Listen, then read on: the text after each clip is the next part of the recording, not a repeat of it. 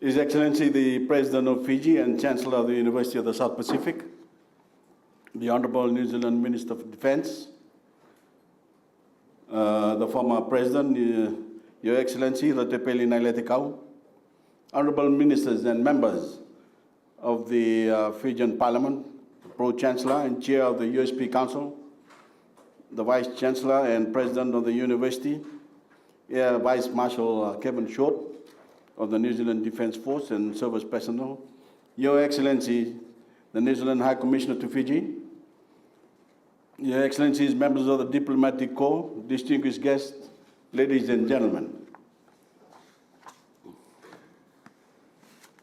Bula Banaka, tēnā koutou, and a very good afternoon to you all. Today is a wonderful memories, is a day of wonderful memories for many of us, and especially for those of you who once lived and worked here when it was a Royal New Zealand Air Force base and have returned 5 decades later to your old home. On behalf of every Fijian, I extend a special welcome to you all. You are among friends who deeply appreciate your own personal service to Fiji, and especially the strong bonds you helped forge between our nations so long ago that endure to this day. Today is also a day of celebration. As 50 years on, we unveil a permanent monument to the RNZAF service to Fiji, and also mark the first half century of the University of the South Pacific. I'm proud that we have an artist in Fiji of the caliber of Shane Bauer, with the skill and imagination to come up with such a striking design. A fusion of technology and nature in the form of a Sunderland flying boat with the wings of a seabird. Shane, if you're here, Shane, are you here? Shane. Sabu has a special reason to be proud today.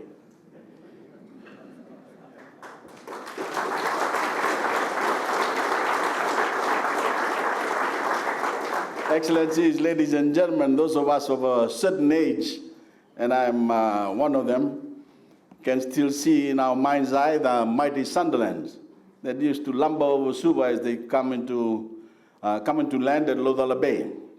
We still remember the roar of the engines and the splash they made as they hit the water, landing as gracefully as any bird.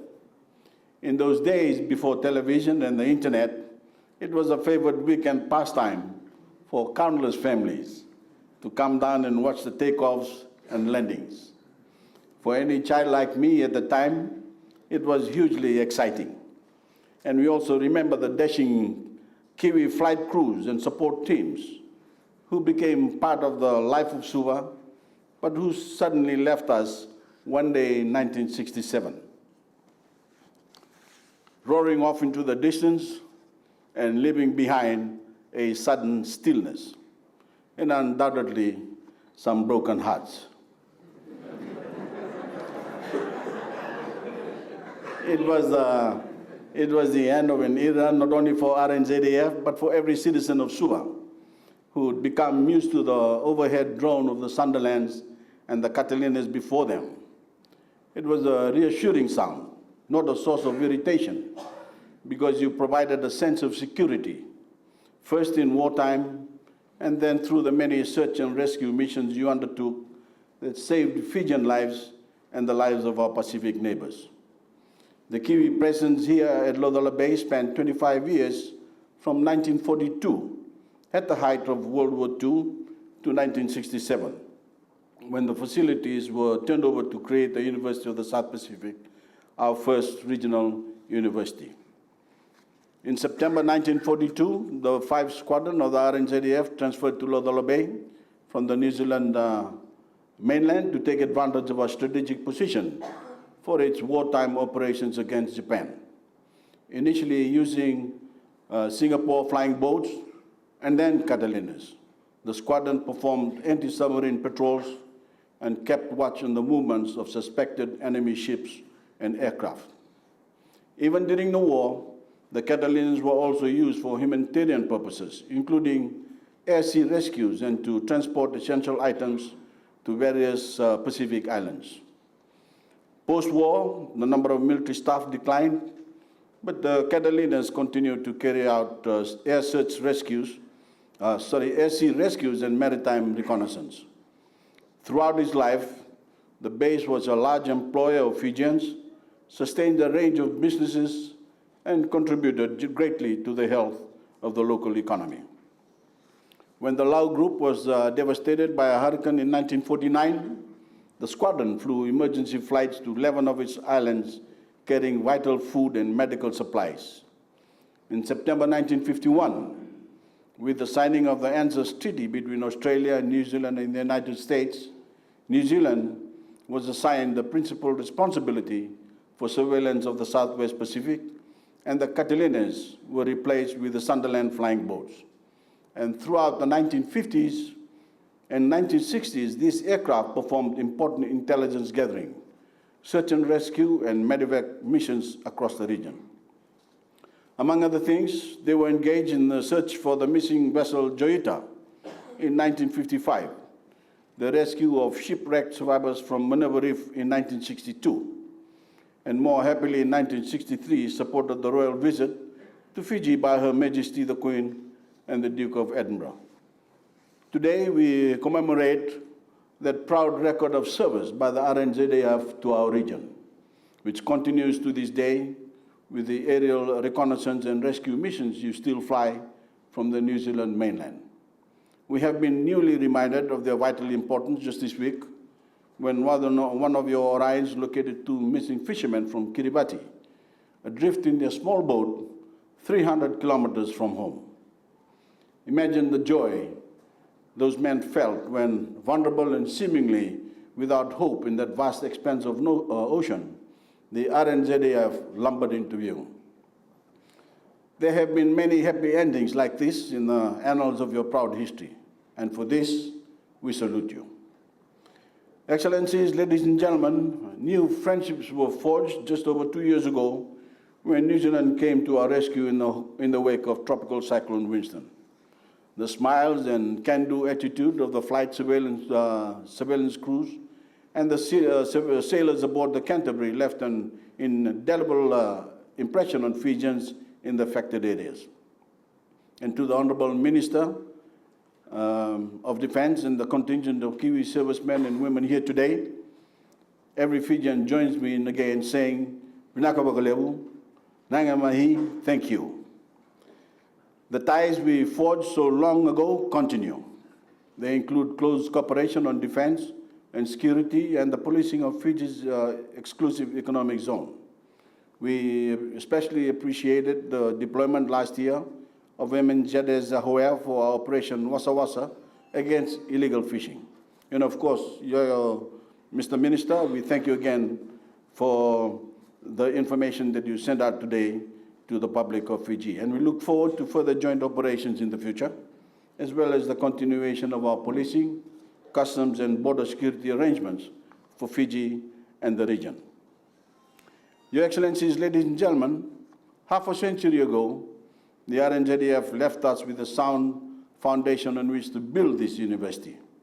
Money that would have otherwise have to be spent on building facilities was able to be focused on building facilities, on delivering quality education. And New Zealand continues to partner with Fiji and other Pacific countries to ensure that our young people are properly equipped to play their part in our development. As well as close engagement with USP, New Zealand is working with Fiji's Higher Education Commission to strengthen the standard of tertiary education in Fiji. I also want to acknowledge, as President of COP23, the support of the New Zealand government in providing for our presidency and your own commitment to the struggle against climate change. We look forward to working closely with the New Zealand government and also with the Prime Minister, and then to achieve maximum ambition and maximum action to reduce carbon emissions, and especially the forthcoming Talanoa dialogue on raising the ambition of our nationally determined contributions, or NDCs. It is critically important that we commit as a global community to limit the global temperature to no more than 1.5 degrees Celsius above that of the pre-industrial age. With our current NDCs, we are heading for 3 degrees, which would spell disaster for everyone on the planet. So, Excellencies, ladies and gentlemen, this is a fight as perilous as the one we faced together in World War II, if not more so. A fight for our very survival. And Fijians and other Pacific Islanders look to New Zealand and New Zealanders to stand shoulder to shoulder with us in the climate struggle, just as you did more than 70 years ago. It is an honor to welcome the New Zealand Defence Minister and your delegation to Fiji, and we look forward to more high-level visits in the future, including your Prime Minister, when the demands, of course, of a new baby permit it. I must tell you, Mr. Minister, we are very good with babies here in Fiji, so it will be warmly welcomed too. Excellencies, ladies and gentlemen, as with every family, Fiji and New Zealand have sometimes had our disagreements. But the friendship, and for many of our people, the kinship between Fijians and the Kiwis is unbreakable. And we always come to each other's assistance, especially in times of crisis. I take great pride in representing the Fijian people in the unveiling of this commemorative monument to the 5th Squadron of the Royal New Zealand Air Force, and also to mark the 50th anniversary of the University of the South Pacific.